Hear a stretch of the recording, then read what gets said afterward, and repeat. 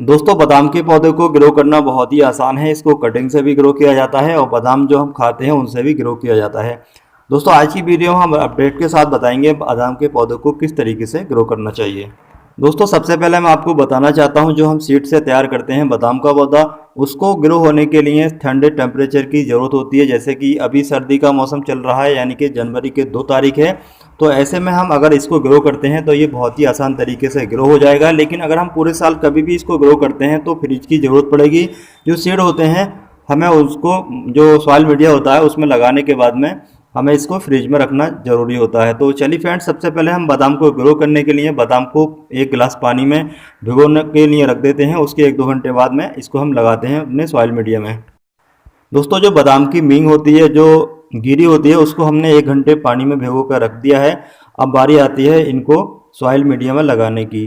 तो दोस्तों मैं आपको बताना चाहता हूँ, जो बादाम की ये मींग है, इसके आगे का जो हिस्सा होता है, जो चोंच का हिस्सा होता है, तो उस पर आप हल्का सा जो स्प्राउट आप देख पा रहे हैं, ये जो नोक सी है, इसको थोड़ा हटाना होगा। इसका फ़ायदा ये होता है कि जो हमारी बादाम की ग्रोथ है वो जल्दी स्टार्ट होती है। तो चलिए मैं इसी तरीके से सभी जो बादाम हैं इनकी आगे की जो ये नोकीला हिस्सा है इसको थोड़ा हटा देता हूँ।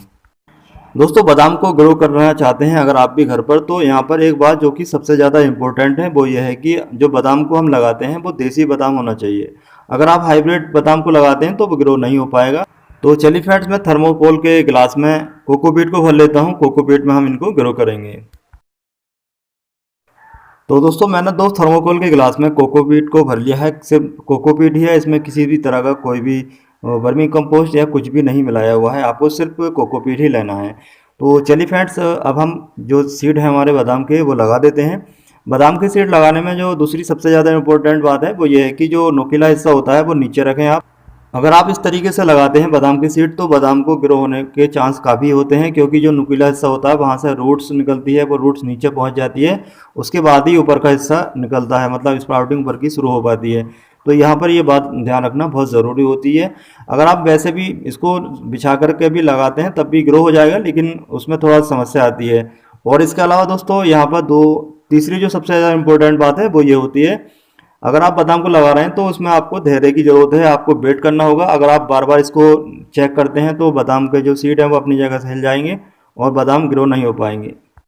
दोस्तों कोकोपीट एक ऐसा सॉइल मीडिया है जिसमें सीड की जर्मिनेशन बहुत ही जल्दी स्टार्ट होती है, काफ़ी सॉफ्ट होता है, इसलिए सीड जल्दी ग्रोथ कर लेते हैं। तो दोस्तों कोई भी अगर सीड आप कोकोपीट में लगाते हैं तो उनकी जर्मिनेशन बहुत जल्दी स्टार्ट होती है। तो आज की वीडियो में हम नॉर्मल गार्डन की सैंडी सॉइल में भी लगा के देखेंगे बादामों को किस तरीके से उसमें ग्रोथ होती है या नहीं होती है। दोस्तों दोनों गिलासों में मैंने बादाम की 4-4 सीड लगा दी हैं। अब मैं इनको हल्की सी बाल्टिंग करने के बाद में ऐसी जगह रखूंगा जहां पर डायरेक्टली सनलाइट नहीं आती हो, मतलब इसको मैं रूम के अंदर रख दूंगा।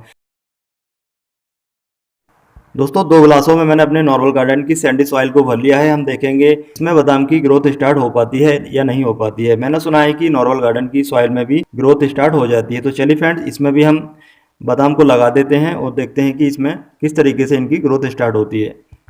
दोस्तों जैसा कि मैं आपको बता चुका हूं, अभी 2 तारीख है जनवरी की, सर्दी काफ़ी है, तो अभी हमें इसको फ्रिज में रखने की कोई भी ज़रूरत नहीं है। लेकिन अगर थोड़ा मौसम गर्म होता तो हमें इसको फ्रिज में रखने की ज़रूरत पड़ती। तो इसलिए मैं इसको डायरेक्टली रूम के अंदर रखूँगा। तो सभी बादामों को लगाने के बाद में हल्की बाल्टिंग कर देते हैं, उसके बाद में इसको हम रूम के अंदर रखेंगे। दोस्तों आज फरवरी की 5 तारीख है और जो हमने 4 गिलासों में बादाम लगाए थे उसमें 1 गिलास में जो ये आप देख पा रहे हैं इसमें बादाम की जो ग्रोथ है स्टार्ट हो चुकी है, मतलब पौधा बनना शुरू हो चुका है। और जो दूसरा आप सीड देख पा रहे हैं वो भी हल्का उठ रहा है, यानी कि उसकी भी ग्रोथ स्टार्ट हो चुकी होगी। चलिए उसको भी चेक करके देख लेते हैं। तो दोस्तों बादाम को उगाना बहुत ही आसान है, जैसे कि मैंने आपको बता ही दिया था पहले भी कि बादाम उगाना बहुत ही आसान है। इसमें कोई भी आपको खास जानकारी या कोई एक्सपर्ट होने की ज़रूरत नहीं है। तो चलिए फ्रेंड, दूसरे ग्लास में जो हमने कोकोपीट में ये बादाम के सीड लगाए थे उसमें देख लेते हैं क्या पोजीशन है सीड की। तो दोस्तों जैसे कि आप देख पा रहे हैं सामने, इसकी भी ग्रोथ स्टार्ट हो चुकी है। आने वाले टाइम में ये भी एक अच्छा पौधा बन जाएगा। तो चलिए हम इसको इसी में लगा देते हैं। उसके बाद में देखते हैं जो हमने सैंडी सॉइल में जो बादाम लगाए थे उनकी क्या पोजीशन है। तो मुझे लगता है कि दोस्तों जैसे कि आप देख पा रहे हैं उन पर फंगस का अटैक हो चुका है, फंगस लग चुका है।